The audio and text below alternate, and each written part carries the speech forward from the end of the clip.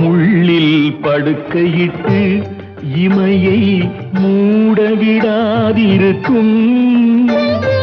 பிள்ளை குலமடியோ என்னை பேதமை செய்ததடி.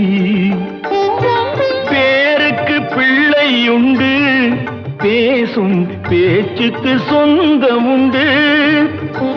என் தேவையை யார் அறிவார், என் தேவையை யார் அறிவார்? உன்னை போல் தெய்வம் ஒன்றே அறியும்.